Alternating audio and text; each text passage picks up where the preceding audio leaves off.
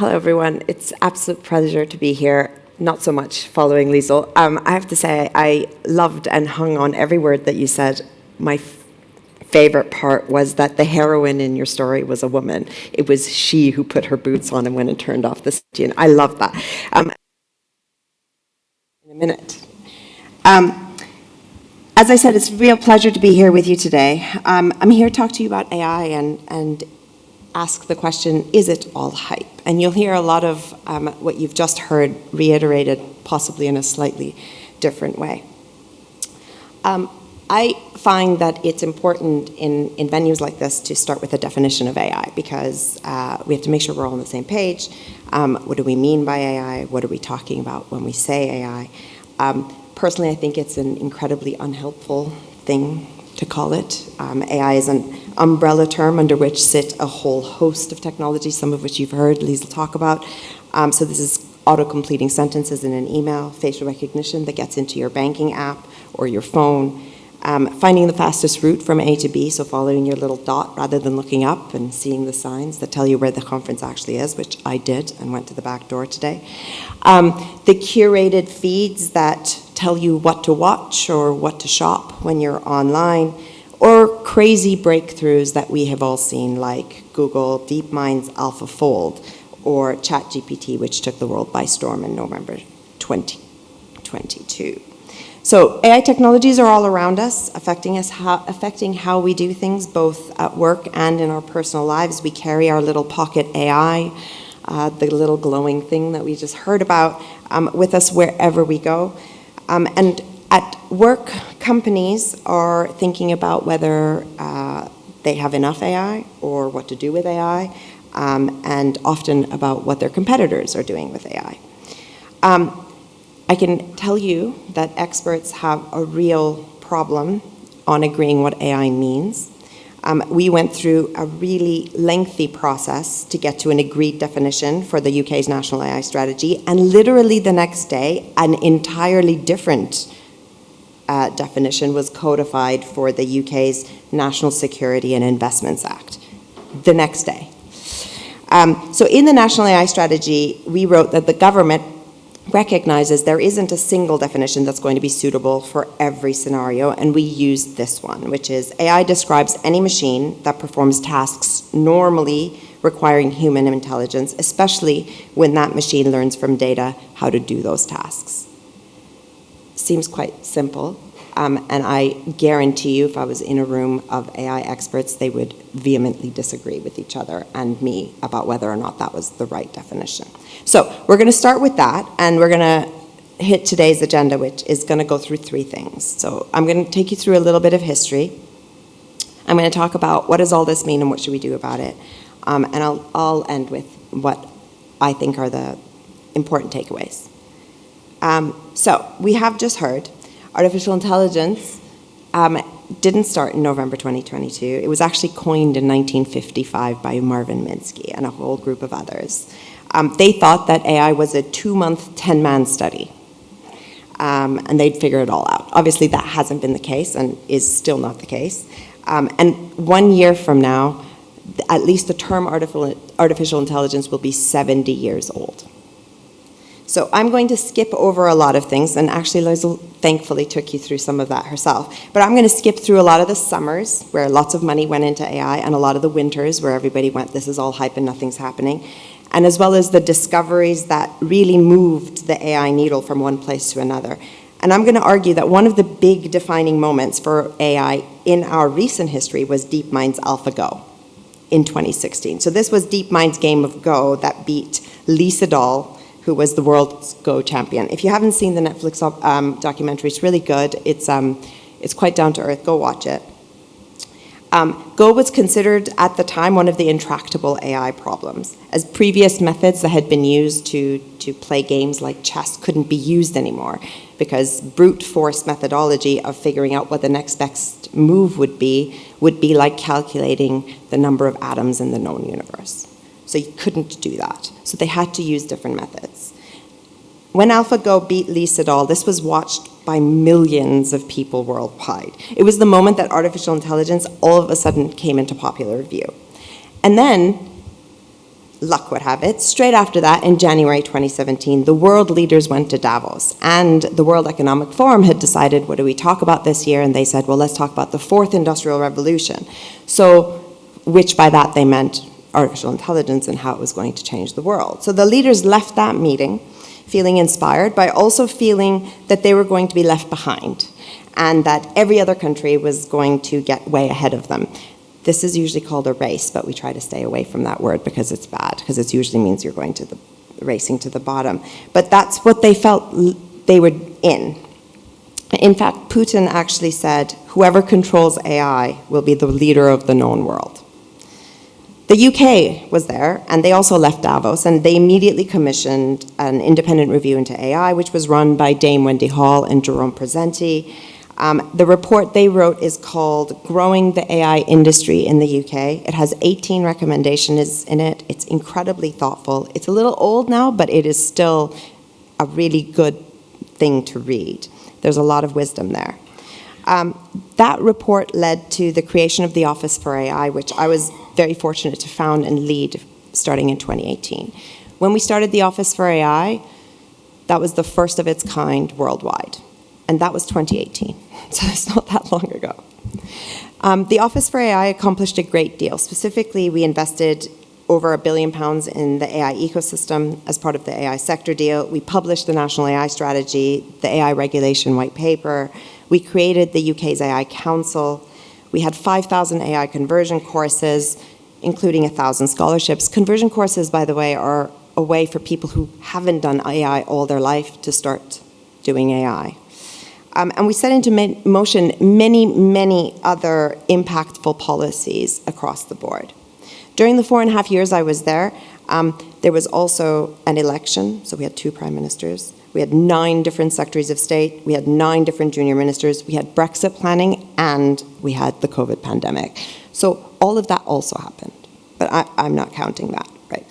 So the Office for AI really put the foundations for AI policymaking at the heart of the UK government. And I'm proud to say that the team that I created is still there, and they're working hard. They're joined by many other civil servants, and they're working to make sure that this country is benefiting from AI, and whilst they are mitigating against the risks. And so much of the work that happens within central government, as many of you who have worked with government know, you don't hear about. Usually the good stuff. So the next defining moment in recent history came in November 2022. So this was when ChatGPT took the world by storm and became the moment when most people not only heard about AI, but also got to interact with it in a WhatsApp kind of display. Always the simple things are the best. People are used to typing into a blank thing, and a blank thing replies back to you. We do it in WhatsApp every day, and that is the interface that ChatGPT gave, and it took the world by storm. It's been widely seen as the fastest growing consumer internet app of all time after its launch 2 years ago. So it notched an estimated 100 million monthly users in just 2 months. Facebook, for example, took 4.5 years to hit 100 million users when it launched in 2004. Following that event, in 2023, AI was awarded the Word of the Year. And November of that year, responsible AI had taken center stage. So we went from 2018, Davos, 2023, oh, this is a really big thing. Sentience, worry, we need to be responsible about how we do this, and yet still everybody's running as fast as they possibly can. So we had the AI Safety Summit in November of 23. This was held at Bletchley Park.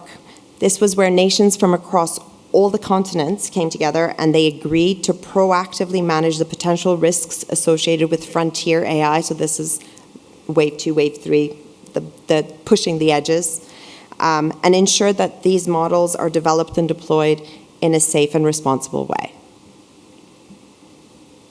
That's it. They all signed, and then they went home. We also had the US executive order that was released on that same day. The EU AI Act, which is the European Commission's AI regulation, was enacted. And then there was the response to the AI regulation white paper from the UK. The consultation response was released. So that all happened in 2023. And then since November 23, there's been 2 other AI safety summits. So there's been one in Seoul, Korea, and there's one being planned to be in Paris in a few months. There are 3 AI safety institutes that have been created, so one in the UK, one in the US, and one in Canada, and huge amounts of money have been invested into AI. So as of, I think, 2 days ago, they're estimating that OpenAI is probably being valued at $150 billion. That's just one company. I'm going to take a moment now to talk about regulation and where things stand at the moment, because I think it's important to just kind of step back and say, what are we actually doing and what's happening? So the AI Act, it's been approved, and the Commission keeps telling us that regulation is coming within the next few months. So I suspect something will come soon. Their approach is risk-based with horizontal legislation. This means that the law applies to all AI systems placed or used within the EU.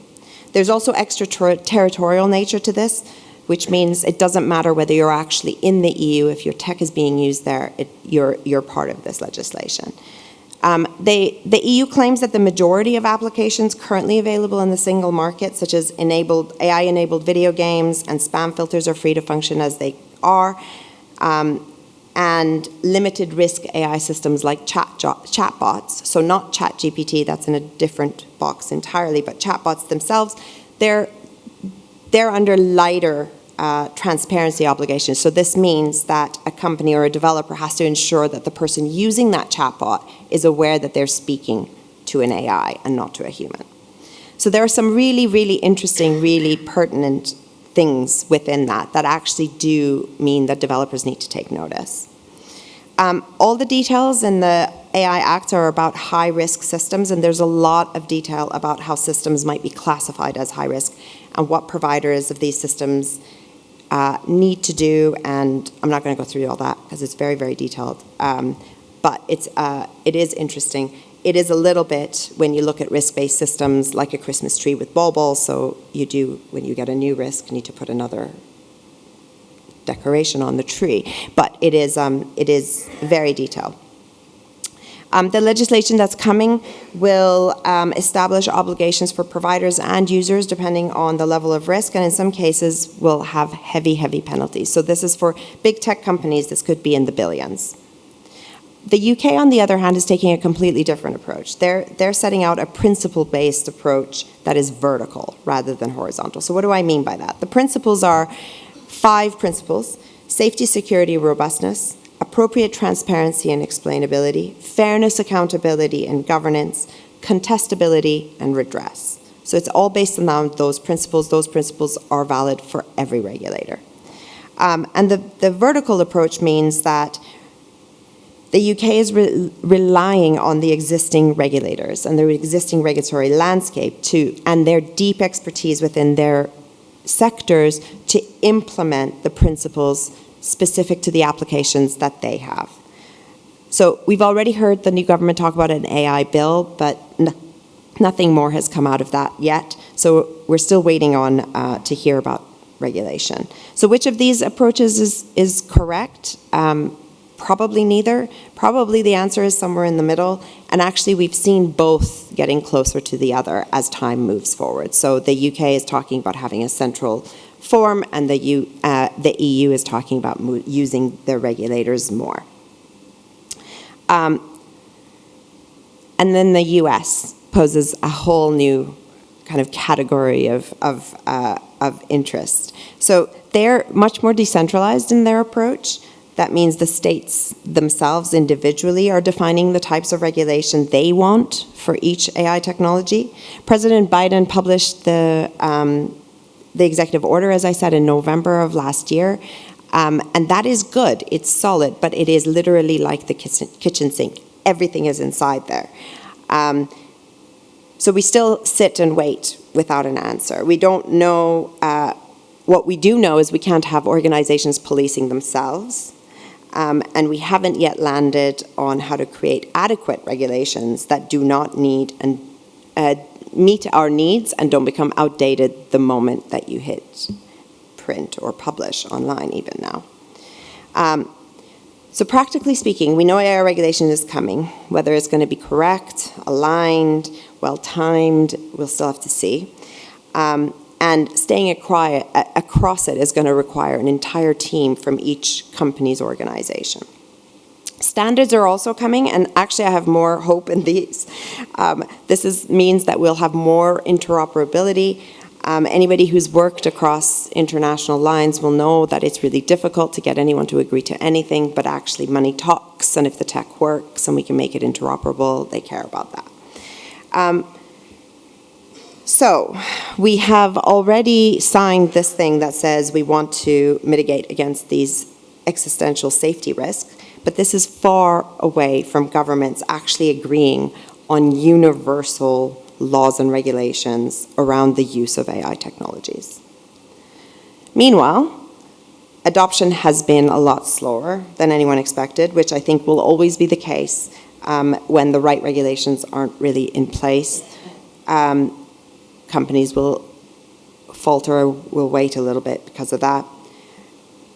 And the short answer is we haven't really gotten anywhere on adoption across the world yet, but we're moving very quickly up that curve.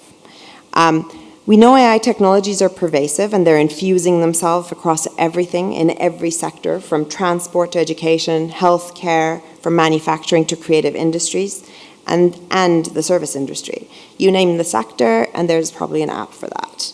Adoption of these technologies through sectors is just beginning, though, and I think it'll take 3 phases. So I think of it as phase 1 is that each individual uses these applications to make themselves more productive. So this is useful, causes little disruption in the existing company workflows. Phase 2 is when existing company workflows and services or products become more productive. So this is a bit more work, but again, it's incremental improvements, this time at company level. Phase 3, this is where you're really interrogating your data and you're diving into what content and what services you can offer your customers. And this can completely mean new business lines, new products and services, and a reorganization of your company. At the moment, very few companies are at phase 3. The only companies who are actually considering new products and applications based on AI are the tech companies themselves. So having said that, and even though productivity gains from adoption of AI have been a lot slower than we expected, and the governments expected, remember they were the ones who were really excited about this in 2018, there was a recent study by McKinsey that shows that 3/4 of all non-tech companies have used ChatGPT at least once.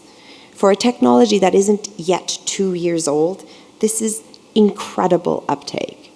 One of the gentlemen who talk about AI a lot talks about the exponential age and things like that. His name is Azim Azar. And he says that you have to figure out how to use the technology first. And arguably, we still haven't done that. We haven't figured out the optimal use for large language models in many cases. We know they're going to increase productivity in some areas, but the random nature of LLMs makes it tricky for firms to scale their usage. So this might delay productivity uptick, but given the speed of adoption and the learning curve, I don't think we're that far away from the potential gains that are coming. So what does this all mean, and what should we do about it? I'm going to try and answer this question by going through 3 things. One is governance and its importance. How do you start on this AI journey for your company? And some challenges that you should be wary of. Just a few of them, not all of them. So let me start by saying internal governance structures and company policies are hugely important to mitigate institutional risk and societal impact of adopting AI, especially while we wait for regulation that is always coming. Each company needs to be aware of and have policies around the use of artificial intelligence. Whether you want to or not, these technologies are here, and they're here to stay, and they're easy to access, and they can be used. So your employees are very likely using them. And the shadow AI that creates is scary. And it carries high potential and reputational risk or worse. And actually, The reputational risk has been costed by insurance companies. So if you're interested, you should absolutely look into that because there's money now attached to this. Ultimately, we need a mix of internal company-driven governance structures as well as policies and formal regulations and standards to enjoy the benefits of these technologies whilst mitigating the risk. The second thing, it's not magic. AI isn't the little bit of magic fairy dust that you just throw on top of things. These are tools help to augment our own capabilities. Staying updated with the latest trends and technologies is crucial to maintaining competitive edge in our organizations, cultivating a culture of innovation, encouraging forward thinking, fostering an environment that embraces technological advances is what each of us have to do to make sure we're getting the best of digital technologies available to us.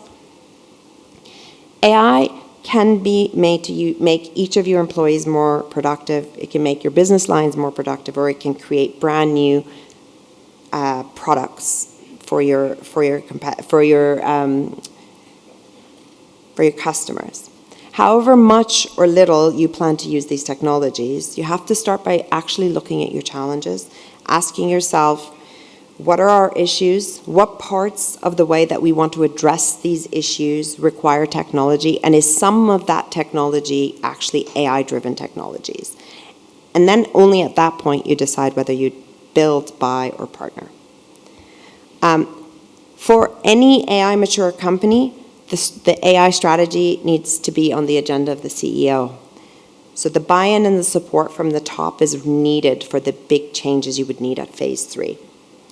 They have to be behind these transformative changes. Otherwise, everything you do stays at pilot phase. Not to mention that the big questions that pop up, such as what do you do about the productivity gains from introducing AI, these need careful consideration and need to be part of the strategy from the outset. Not to mention asking yourself, just because you can doesn't mean you should. Right, so onto the challenges, of which there are loads. Right, I'm going to start with a few. So these are use case identification, so where can we use AI within our company, serious and global talent shortages, bias, transparency, accountability, dual use, fast pace and changing regulatory environment, not to mention end-to-end transformational change and all the challenges that brings with it. I've already briefly touched on regulatory environment. I'm going to cover 3 more things now, which is bias, diversity, skills, and workforce planning.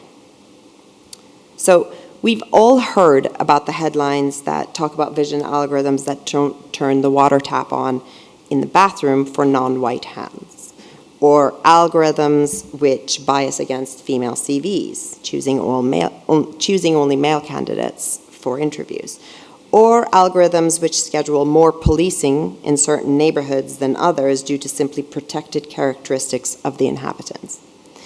Bias is introduced through the data sets on which an algorithm learns. So garbage in equals garbage out.